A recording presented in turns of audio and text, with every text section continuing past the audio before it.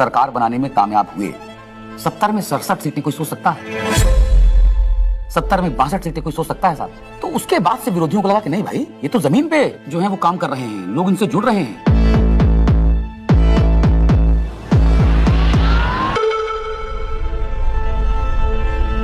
कहानी शुरू होती है तब से जहां से आम आदमी पार्टी ने पंजाब जीता। लोगों की भूख थी आम आदमी पार्टी की, उन्होंने कहा आम आदमी पार्टी हमें चाहिए, लोगों ने वोट दिया और पंजाब में आम आदमी पार्टी का जन्म हो गया। पंजाब के लोग जो हैं वो सच्चे बंदों को पसंद करते हैं और जिसके साथ दिल से जुड़ जाए।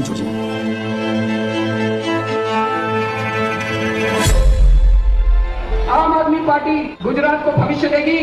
गुजरात की 6 करोड़ जनता के साथ मिलकर एक नया गुजरात बनाएंगे जिसमें 24 घंटे बिजली होगी। और उसके बाद आम आदमी पार्टी गुजरात में जैसे ही घुसी तो वहां से एक दिल्ली के अंदर हमें चेंज आता हुआ दिखाई दिया।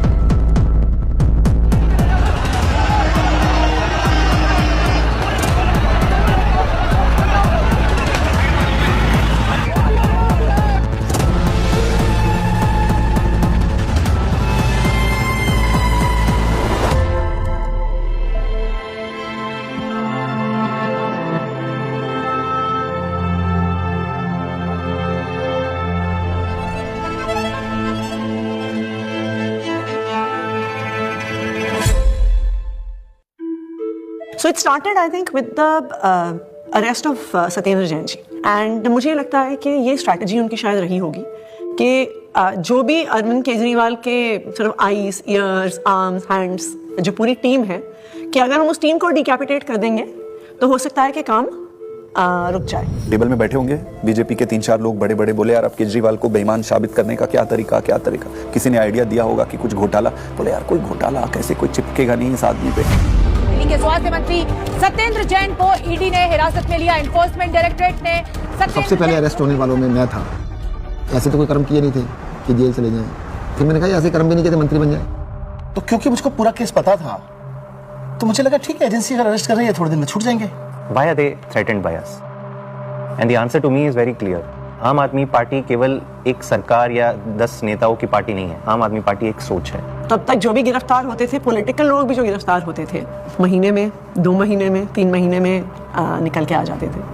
तब हमने ये नहीं सोचा था कि इतना लंबा चलेगा। अब ये जानकारी मिल रही है कि मनीष सिसोदिया को गिरफ्तार कर लिया गया है। इस वक्त की बड़ी सीबीआई बुलाया जाता था, ईडी बुलाया जाता था, उनके घर पे रेड हुई, उनके बैंक के लॉकर पे रेड हुई, दिल्ली सचिवालय में उनके ऑफिस में रेड हुई, उनकी यहाँ तक कि उनके पैतृक गांव में भी सीबीआई और ईडी वाले पहुंच गए थे। देखिए, हमें तो पता था कि आम आदमी पार्टी के किसी भी नेता के पास एक भी पैसा नहीं है, और मेरे ख्याल से आज ही ईडी और सीबीआई को भी पता है। मैं तो खुश था कि दिल्ली में एक ऐसी शराब पॉलिसी बनाई गई है जिसमें एक मॉल में 27 शराब की दुकानें थी, वो अब कम हो जाएंगी और सरकार को रेवेन्यू बहुत जबरदस्त मिलेगा। तो मैं तो खुश था कि अच्छी पॉलिसी बनाई गई है और कई राज्य इस पॉलिसी को देख रहे थे, पर अचानक इन्होंने चिल्लाना शुरू किया तो स्कैम हो गया है। अगर एक अच्छी पॉलिसी को ये स्कैम करार देके सीबीआई और ईडी में केस रजिस्टर करा सकते तो किसी भी हद तक जा सकते। मनीष सिसोदिया को ईडी ने गिरफ्तार कर लिया है। तिहाड़ जेल में पूछताछ के बाद मनीष सिसोदिया को अब ईडी ने गिरफ्तार कर लिया है। इससे पहले सीबीआई ने उनको गिरफ्तार किया था और वो इसमें पीएमएलए में 2 ही कंडीशन में बेल हो सकती है। पहली कंडीशन, या तो जो सरकार का इन्वेस्टिगेशन एजेंसी है वो कह दे कि केस नहीं। दूसरी कंडीशन बेल हो सकती है जब इन्वेस्टिगेशन एजेंसी द्वारा डाले गए सारे कागज जांच कर लिए जाएं। तो भाजपा की इन्वेस्टिगेशन एजेंसी क्या करती थी? लाखों की तादाद में कागज डाल दिए। अब जज साहब कितना टाइम लगाएंगे वो देखने को? 10 साल। हमने प्रोसीडिंग्स भी पूरी देखी थी सुप्रीम कोर्ट के अंदर, और सुप्रीम कोर्ट ने जो जिस तरह कमेंट्स किए थे उससे ऐसा लगा था कि ये केस कुछ है ही नहीं। सुप्रीम कोर्ट ने यहाँ तक कह दिया था कि आपका केस जो है ट्रायल के अंदर 2 मिनट में गिर जाएगा। किस तरह का केस आप बना के लाए हैं? क्योंकि सीबीआई के बाद मनीष सिसोदिया को ईडी ने भी गिरफ्तार कर लिया था, तो दोनों ही के अंदर जमानत उनको चाहिए थी। अब जब जैसे ही 30 अक्टूबर का दिन था, सुप्रीम कोर्ट ने बेल रिजेक्ट कर दी। जेल में पूछताछ के बाद मनीष सिसोदिया को अब ईडी ने गिरफ्तार कर लिया है। इससे पहले सीबीआई ने उनको गिरफ्तार किया था और वो तिहाड़ जेल में। सीधे चलते जितेंद्र शर्मा के पास। जितेंद्र, बताइए, ईडी ने गिरफ्तार कर लिया है मनीष को? जी बिल्कुल, आप देखिए दूसरे दिन लगातार जो ईडी है मनीष सिसोदिया को अरेस्ट करके उनका टारगेट अरविंद केजरीवाल था। इनको ये लगा था, इनके कैलकुलेशन में, कि पार्टी के साइकी में फर्क पड़ेगा, लोग टूटते जाएंगे। तो इसका मतलब ये है कि डेस्परेशन के मापदंड पे तो भारतीय जनता पार्टी अपने लास्ट थ्रेशोल्ड पे पहुंची और भारतीय जनता पार्टी की लीडरशिप भी उस थ्रेशोल्ड तक पहुंच गई कि अब और कोई तरीका नहीं है इनको जेल में डालने। बड़ी खबर यह है, आम आदमी पार्टी के सांसद संजय सिंह गिरफ्तार कर लिए गए हैं। आपके सांसद संजय सिंह की हो गई है गिरफ्तारी। ईडी ने करते थे संजय सिंह, उस पर कहीं ना कहीं एक बड़ी चोट फिलहाल आम आदमी पार्टी के लिए रहेगी। लेकिन राजनीतिक रूप से ये नुकसान तो है ही, लेकिन क्या सरकार का पक्ष रहेगा शराब नीति मामले में जब ये गिरफ्तारी हुई है, इसका भी इंतजार रहेगा। अब ये अपने आप में काफी ज्यादा तो भगत सिंह ने अपनी किताब में लिखा कि उनके छोटे भाई जब उनसे मिलने आए, फांसी की सजा हो चुकी थी तब तक, उन्होंने लिखा कि उन्हें ये फिक्र है हरदम नया तर्जे जफा क्या है। जफा मतलब अत्याचार। उन्हें ये फिक्र है हरदम नया तर्जे जफा क्या है, हमें भी शौक है देखे सितम की इंतहा क्या है। इस सरकार के ऊपर बिल्कुल फिट बैठता है कि ये सितम करने पे आए हैं और हम इनकी सितम की इंतहा देखना चाहते हैं। 2200 करोड़ रुपए की रिश्वत खिलाई अडानी ने। 2200 करोड़ रुपए की रिश्वत आपके अधिकारियों को। 2200 करोड़ की रिश्वत। सर वो क्या बोल रहे हैं सर? वो आप इधर बोलेंगे तो उधर बोलेंगे। जिस तरीके से पार्लियामेंट में और पार्लियामेंट के बाहर अगर अरविंद केजरीवाल और पार्टी के वॉइस को एक स्ट्रक्चर करके जनता और देश के सामने रख रहे थे, बीजेपी उससे बहुत इरिटेटेड और फ्रस्ट्रेटेड थी। मैंने तो अपने घर के सामने एक बैनर भी लगवा दिया था कि फक्कड़ हाउस में ईडी का स्वागत है। अब कहानी जो है अलग लेवल पहुंच गई।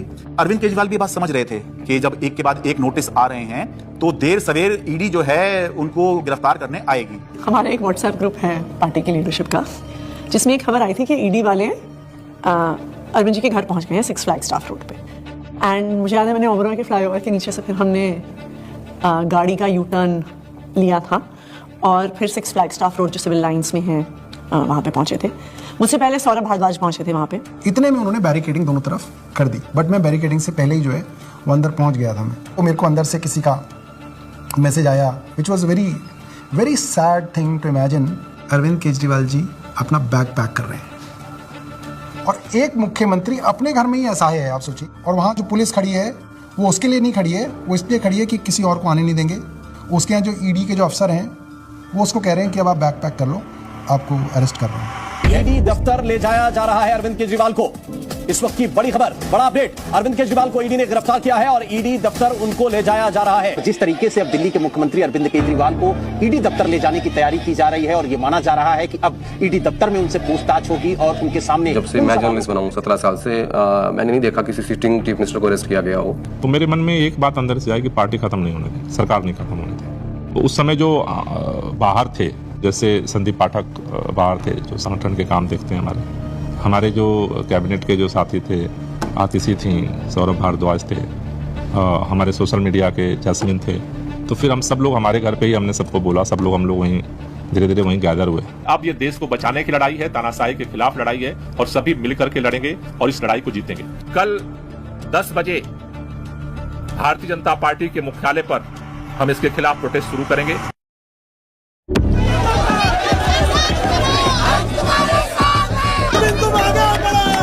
सबसे पहले मैं पहुंचा वहां, हुआ ये कि लोग पार्टी ऑफिस चले गए और हम और दुर्गेश पाठक जी जो आईटीओ वाला चौराहा है उस पर रुक गए। आईटीओ पे मैं जब पहुंचा तो मैंने देखा कि मेरे सामने ही आतिशी और सौरभ को अरेस्ट कर लिया गया।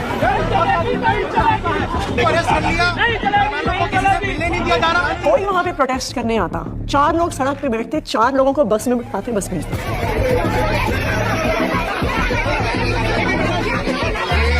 आईटीओ के ऊपर एक फुटओवर ब्रिज है, ऊपर अगर आप जाओगे तो मैं लोकेशन चेंज करता रहता था। तो कहीं एक जगह जाके ऐसे शांत खड़ा हो जाता था, तो मैं देखता था कौन आ रहा है किधर से। तो मैं देखता था उधर से 20 लोग आ रहे हैं, तो उनमें से मैं पहचान जाता था। मोस्टली मैं ऑर्गेनाइजेशन में काम करता था तो सबके नंबर थे, तो मैं उनको फ़ोन करके बोलता था अभी रुक जाओ 10 मिनट, मैं जहाँ बोलूँगा उस डायरेक्शन में जाना।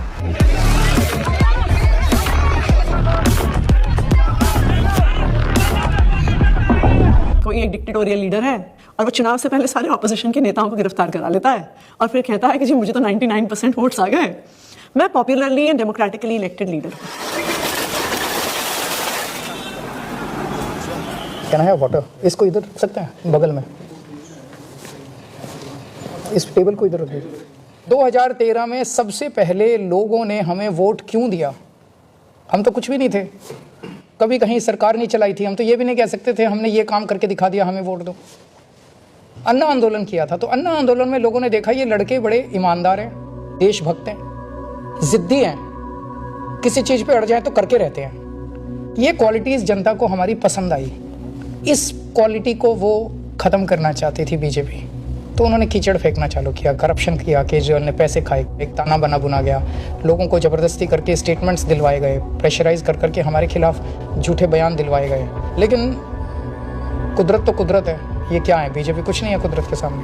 हम लोग कुछ बाहर तिहाड़ के खड़े थे एंड आई रिमेंबर थिंकिंग कि एज ऑफ दैट टाइम हमारी कोर टीम के 5 लोग उस समय उस दीवार के उस पार थे। मेरे हाथ में बहुत कुछ नहीं था, सब ऊपर वाले के हाथ में था। और मैंने अपना अंदर समय बहुत मेडिटेशन करते हुए और गीता पढ़ के बिताया। वहाँ पे सबसे ज़्यादा जो चीज़ परेशान करती है वो होती है अनसर्टेनिटी। उस 17 महीने में एक बड़ा हिस्सा मेरे अंदर उस सिपाही की तरह छटपटाता रहा जो देख रहा था कि उसकी पूरी फौज बाहर युद्ध लड़ रही है, और वो सिपाही जो हमेशा युद्ध में फ्रंट पे होकर लड़ता था वो आज बैरक में बैठा हुआ है। मैंने प्रयास किया कि घर के लोग 6 महीने तक, जब तक मैं जेल में रहा, मैंने प्रयास किया कि कोई मुझसे मिलने के लिए यहाँ पे ना आए, क्योंकि कई बार परिवार के लोग सामने आते हैं मिलने के लिए तो मन में एक अनावश्यक कमजोरी पैदा होती है, तो मैंने इस चीज़ को अवॉइड किया। फ़ोन पे जब वो वीडियो कॉल पे जब बात होती थी, वीडियो कॉल करते थे तो हंसते थे, लेकिन वो हंसी के पीछे कुछ ना तकलीफ छुपी होती है, क्योंकि पत्नी से बेहतर कोई नहीं समझ सकता है। लेकिन हम लोग को लगता है चलो वो अगर दिखा रहे हैं तो हम लोग को भी ऐसे ही दिखाना है। तो हमारे जैसे बच्चे भी आ गए थे, तो सारे लोग सब हैप्पी फील करते थे कि पापा हम लोग ठीक है, आप परेशान मत होना और आप ठीक से रहो। एक बारी ना कपिल मिश्रा ने आरोप लगाया था 2 करोड़ का कि सत्येंद्र जैन ने अरविंद केजरीवाल को 2 करोड़ की रिश्वत दी। तो मेरी बेटी स्कूल में पढ़ती थी, तो उसका नाम स्कूल में 2 करोड़ ही रखा गया था। तो बच्चों के लिए बहुत, मुझे लगता है ये दौर ऐसा चल रहा है जिसमें कि बच्चों को भी स्पेयर नहीं किया जा रहा है। फैमिली के अंदर अभी तक क्या होता था कि अगर पॉलिटिक्स है तो 2 पॉलिटिकल पार्टीज़ के बीच में, अपोनेंट्स के बीच में, उसमें फैमिली इन्वॉल्व नहीं होती थी। अब थोड़ा सा लेवल कुछ ज़्यादा ही नीचे आ गया है। नहीं, जब जेल में था तो परिवार को तो मिस नेचुरली करते ही हो आप, और विशेष रूप से जब आपकी वाइफ बीमार हो, आपका बेटा भी केवल कॉलेज में पढ़ता हो। तो उसने एक चिट्ठी लिखी, उसमें उसने बोला कि अगर आप इस वक्त मेरी चिंता करोगे, अगर आप इस वक्त इस बात को लेकर चिंता करोगे कि मैं परेशान हूँ, तो फिर ये मेरी देशभक्ति पे सवाल है। तो मुझे लगा यार बेटा तो बड़ा हो गया। आपने अगर मेरी चिंता में जरा भी वक्त जाया किया तो फिर वो मेरी देशभक्ति का अपमान होगा। That would be an insult to my patriotism, कि अगर मैं देश के सबसे अच्छे शिक्षा मंत्री को ये विश्वास नहीं दिला पा रहा कि आप अपना काम करो, मैं यहाँ पे एकदम सेट हूँ, आपको मेरी चिंता बिल्कुल करने की जरूरत नहीं है, तो that would be an insult to my patriotism. And I felt that, I even feel that today. Phone आता था, 5 मिनट का फ़ोन होता था, वो डेली जो आता था। तो उसमें ऐसा तो नहीं है कि मैं ये कह दूँ कि मैं बीमार बहुत हूँ या मैं कुछ भी हूँ, हाँ सब ठीक है, खाना खा लिया, हाँ इतना होता था। जो ड्रेडेड क्रिमिनल्स होते हैं ना, उनको सोलिटरी कन्फाइनमेंट में 2 हफ्ते से ज़्यादा नहीं रखते, उसको इनह्यूमन माना जाता है। तो मुझे लगातार कई महीने तक सेकेंड फेज के अंदर सॉलिटरी कन्फाइनमेंट में रखा गया। सॉलिटरी कन्फाइनमेंट में आप जेल ऑफिसर्स और मेडिकल स्टाफ, इनके अलावा आप किसी से बात नहीं कर सकते। सो आई वॉज ऑल अलोन। आपको चाहिए कोई बात करने के लिए, गप्पे मारने के लिए, अपने मन की भड़ास निकालने के लिए, कुछ भी बोलने के लिए, वो अलाउड नहीं था। मतलब 2 जालियों के बीच में से बात करें, शीशा लगा हुआ है, इधर से फोन पे मैं, उधर से एक चीफ मिनिस्टर हूँ, दूसरे चीफ मिनिस्टर से मिलने आया हूँ, सिटिंग दोनों। जेल नंबर 1 में मैं था, जेल नंबर 2 में अरविंद जी थे, उसके बीच में एक दीवार ही थी। कभी कभी लगता था आवाज़ दो जोर से तो हो सकता है पहुँच जाए उधर। कई बार जेल के अंदर जब ऐसे मौके आते थे, ऐसे मोमेंट्स आते थे जब आदमी कमज़ोर फील करता था, तब मुझे लगता था यार मनीष की तरफ मैं सोचता था कि मनीष को 1.5 साल हो गया, उसकी तो वाइफ भी इतनी बीमार है, वो नहीं टूटा, सो हमें भी हिम्मत रखनी है। ये बड़ा वो था कि उन्होंने मेरी दवाइयाँ रोक दी। 15 दिन के लिए मैं शुगर का पेशेंट हूँ और 10 साल से मैं इंसुलिन पे हूँ, और 15 दिन उन्होंने मुझे इंसुलिन दी, मेरा शुगर 350 400 पहुँचने लग गया। जब जयप्रकाश नारायण इमरजेंसी के दौर में जेल गए थे, जब वो जेल गए थे उनकी दोनों किडनी ठीक थी, और 4 महीने बाद जब वो जेल से बाहर आए उनकी दोनों किडनी खत्म हो चुकी थी। Mr. Kejriwal in fact wrote to the Tihar jail authorities alleging that he was not being administered insulin despite flagging his peaking sugar levels. ये जेल वाले कहते थे कि इंजेक्शन नहीं देंगे, प्रिस्क्राइब नहीं है, पता नहीं कितने साल से वो इंजेक्शन ले रहे थे, सब प्रिस्क्राइब था। भारतीय जनता पार्टी के कहने पर अरविंद केजरीवाल जी की इंसुलिन रोके हुए हैं। ऐसा लगने लगा कि यार क्या ये जेल में रख के इनको मारने का प्लान बना रहे हैं। क्योंकि पॉलिटिक्स एक अलग होती है, लेकिन पॉलिटिक्स का मतलब ये नहीं होता है कि मैं आपको निपटा ही दूंगा। तो ये इंसुलिन वाली बात जो है, ये तो निपटाने वाली बात है। विरोधी होते हैं राजनीति में, लेकिन दुश्मन नहीं होते। कोर्ट के आदेश पर डॉक्टर्स की कमेटी बनती है, उसके बाद जो है इंसुलिन दी जाती है। आम आदमी पार्टी का मोराल जो था वो डाउन था। क्यों? कि आम आदमी पार्टी जो है वो दो चीज पे चलती है, केजरीवाल का नाम और वॉलंटियर का काम। वो दौर थोड़ा ऐसा था कि लगा था कि अब आम आदमी पार्टी जो है वो अब बचेगी नहीं, क्योंकि केजरीवाल के बाद कौन। कई बार ऐसे क्षण आए, ऐसे मोमेंट्स आए जब लगा कि अब तो सब खत्म हो गया, अब सब बर्बाद हो गया, अब there is no coming back from this, we have hit rock bottom.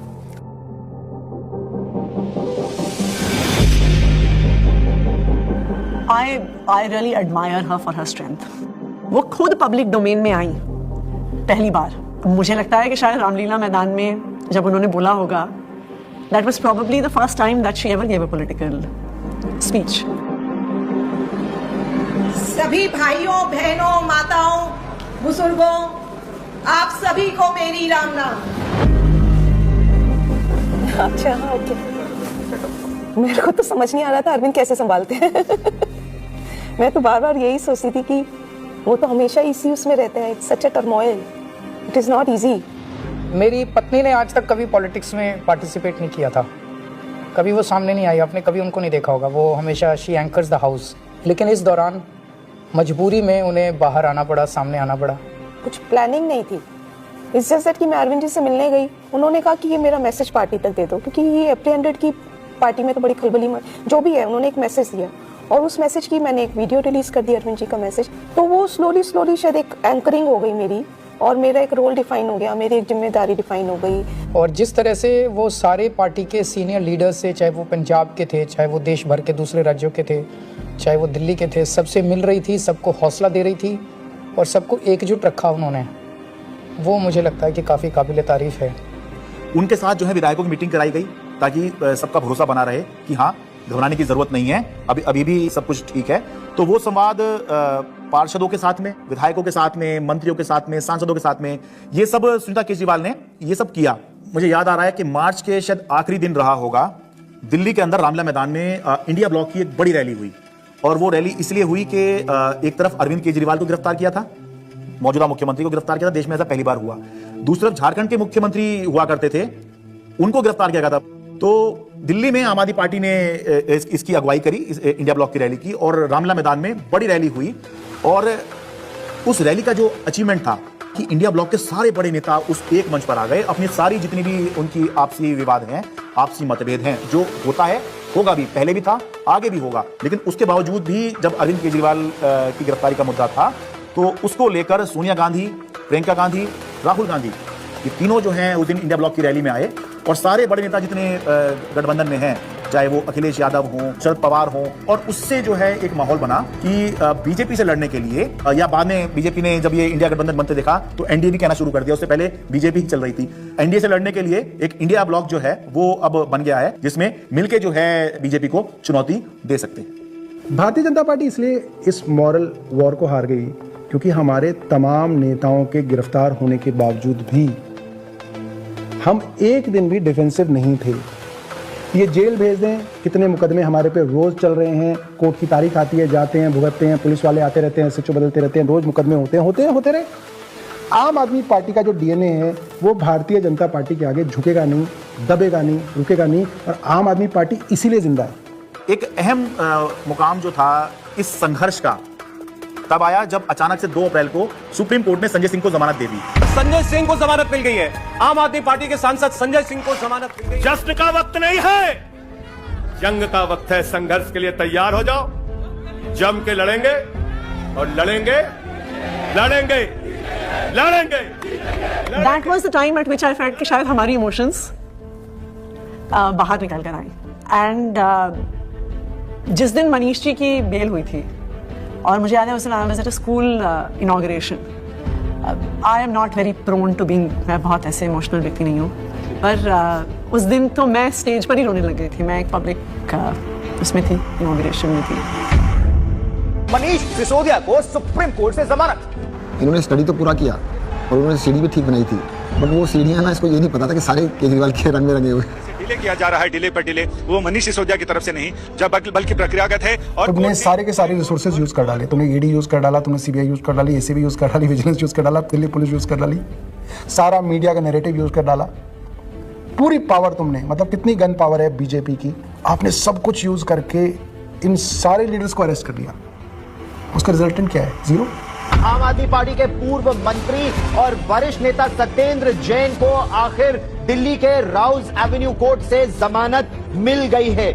हमें पता तो था ही कि आज नहीं तो कल, कल नहीं तो परसों बाहर तो आना ही है, क्योंकि हमने कुछ किया नहीं है। अगर हमने कुछ किया होता तो शायद हम बीजेपी ज्वाइन कर लेते जैसे बाकियों ने किया।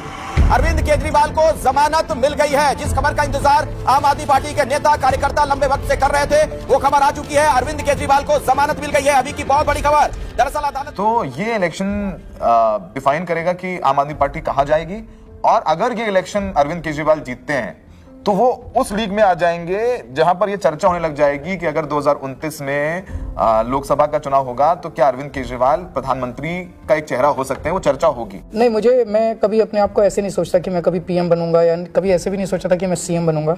सो पीएम बनना मेरी जिंदगी का कोई मकसद नहीं है, लेकिन जो भी सरकार आए इसे खत्म करना होगा। मैं चुनाव के टाइम में चुनाव लड़ो, आपस में एक दूसरे को गाली गलौज मत करो। आपने जो काम किए वो जनता के सामने रखो, आप जो विजन लेके आए हो वो जनता के सामने रखो। जनता को जो पार्टी पसंद आएगी उसको जिताएगी। जीतने के बाद सारी पार्टियों को मिलके फिर काम करना चाहिए, देश के लिए काम करना चाहिए, चाहे पक्ष में हो विपक्ष में हो। विपक्ष को कंस्ट्रक्टिव क्रिटिसिज्म करना चाहिए ताकि सरकार अच्छा काम कर सके, लेकिन एक दूसरे का जेल में डालना ये अच्छी राजनीति नहीं है। मैं दिल्ली की जनता से पूछना चाहता हूं, मैं देश की जनता से पूछना चाहता हूं कि क्या केजरीवाल ईमानदार है कि गुनहगार। दोस्तों, 2 दिन के बाद, आज से 2 दिन के बाद मैं सीएम की कुर्सी से इस्तीफा देने जा रहा हूं, और मैं तब तक सीएम की कुर्सी पे नहीं बैठूंगा जब तक जनता अपना फैसला ना सुना दे। Did you anticipate his resignation and why did he resign? रुके न जो, रुके न जो, झुके न जो, दबे न जो, मिटे न जो, हम वो इंकलाब हैं, जुल्म का जवाब हैं, हर शहीद हर गरीब का हम ही तो ख्वाब हैं। रुके न जो, झुके न जो, जी रहे हैं इसलिए ये प्यार जग में जी सके, प्यार जग में जी सके, प्यार जग में जी सके। जब हमने पार्टी बनाई थी तब सभी नेताओं और मीडिया ने कहा था कि इनकी एक भी सीट नहीं आएगी, लेकिन जनता ने मुझे मुख्यमंत्री बना दिया। जब हमने 2014 में असूलों के आधार पर सरकार छोड़ी तो इन सब ने फिर शोर मचाया कि आम आदमी पार्टी खत्म हो गई, अरविंद केजरीवाल खत्म हो गए। लेकिन फिर जनता ने हमें 67 सीटों के साथ जीत दिलाई, और 2020 में हमने वो कर दिखाया जो किसी ने सोचा भी नहीं था। हमने अपने काम के नाम पे वोट मांगे, शिक्षा और स्वास्थ्य के नाम पे वोट मांगे। सबने कहा कि इस देश में शिक्षा और स्वास्थ्य पर कोई वोट नहीं देगा, लेकिन जनता ने फिर सबको गलत साबित कर दिया। जनता ने कहा अगर आप हमारे लिए काम करोगे तो हम आपको पावर देंगे। मैंने तो राजनीति में इतना ही सीखा है कि जब जनता अपना मन बना लेती है तो भले ही उनके सामने कितना बड़ा तानाशाह हो, पूरे सिस्टम की ताकत हो या बड़ी बड़ी पार्टियां हो, जनता सबको ध्वस्त कर देती है। जनता के सामने किसी का अहंकार नहीं चलता, और जनता से बढ़कर कोई अदालत नहीं है। इसलिए मैं जनता के बीच जाऊंगा और अब जनता फैसला करेगी। जुल्म का जवाब है, हर शहीद हर गरीब का हम ही तो ख्वाब हैं। रुके न जो।